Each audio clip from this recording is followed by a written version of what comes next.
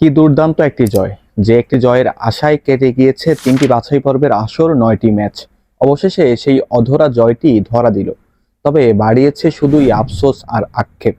আজ অনূর্ধ্ব 23 Asian cup বাছাই পর্বে গ্রুপ পর্বে নিজেদের শেষ ম্যাচে বাংলাদেশ এবং সিঙ্গাপুর খেলতে নেমেছিল, যেই ম্যাচে 90 মিনিট শেষে বাংলাদেশ 4-1 গোলে জয়লাভ করে। গত 3 আসরে বাংলাদেশের এটি প্রথম জয় এবং এই আসরেও আসলে এটি একমাত্র জয়। লাস্ট যে দুটো ম্যাচ বাংলাদেশ খেললো এই আসরে, সেই ম্যাচগুলোর সাথে এই ম্যাচটার যেন একটা আকাশ পাতাল ব্যবধান আমরা দেখতে পেলাম। এই ম্যাচে আসলে বাংলাদেশ যেই ধরনের পারফরমেন্স করেছে, এটার ছিটেফোঁটাও কি আসলে প্রথম 2 ম্যাচে বাংলাদেশ করতে পেরেছিল, সেটা আপনারাই দেখেছেন, আপনারাই বিচার করবেন। তবে আজকের ম্যাচে আসলে যেভাবে গোলগুলো হলো, প্রথম গোল করলেন ফাহমিদুল, তারপর হচ্ছে আলামিন, মহসিন, মোরসালিন, এবং মোরসালিনের একটি গোলের সাথে তিনটি অ্যাসিস্ট। মানে একজন অভিজ্ঞ ফুটবলার হিসেবে এই দলটাতে মোরসালিনকে পাঠানো হয়েছিল। শেষ ম্যাচে এসে আসলে মোরসালিন নিজের নামের পাশে সুবিচার কিন্তু করতে পেরেছে।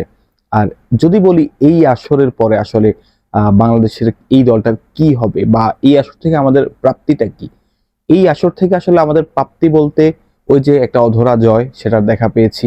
আর দ্বিতীয় যদি একটি প্রাপ্তির কথা বলি, যেটা আসলে অন্যতম বড় প্রাপ্তি, সেটা হচ্ছে এই এই আসলে এই আসর থেকে আমরা মেহেদী হাসান শ্রাবণকে কিন্তু অন্যভাবে দেখতে পেয়েছি। তার যেই পারফরমেন্স ছিল অ্যাক্রস অল দ্য ম্যাচ, মানে একদম প্রথম ম্যাচ থেকে শুরু করে শেষ ম্যাচ পর্যন্ত, আজকেও যে দুর্দান্ত সেভটা তিনি দিয়েছেন, ফ্রি কিক থেকে যেই শটটা ছিল, মানে এটা একটা ওয়ার্ল্ড ক্লাস সেভ ছিল। অ্যান্ড অপর দিকে যদি আপনি আমাকে বলেন আরেকজন জায়না আহমেদের কথা, জায়না আহমেদ ছেলেটাও আসলে যেই ধরনের খেলা পুরো টুর্নামেন্টে খেলেছে, আহ, মানে প্রবাসীদেরকে নিয়ে যে একটা জল ঘোলা হচ্ছিল, সেই জায়গা থেকে সব বিতর্কের বাহিরে কিন্তু জায়ন আহমেদ ছিলেন।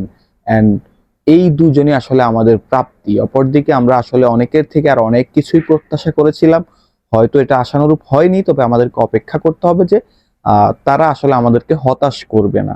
অ্যান্ড দিন শেষে এই জয়টা নিয়ে আসলে বাংলাদেশ দল ঘরে ফিরবে। আপনাদের কাছে আসলে কেমন লাগছে সেটা কমেন্ট করে জানাতে পারেন। দেখা হচ্ছে পরবর্তী ভিডিওতে। ভালো থাকবেন, সুস্থ থাকবেন। সালামু আলাইকুম।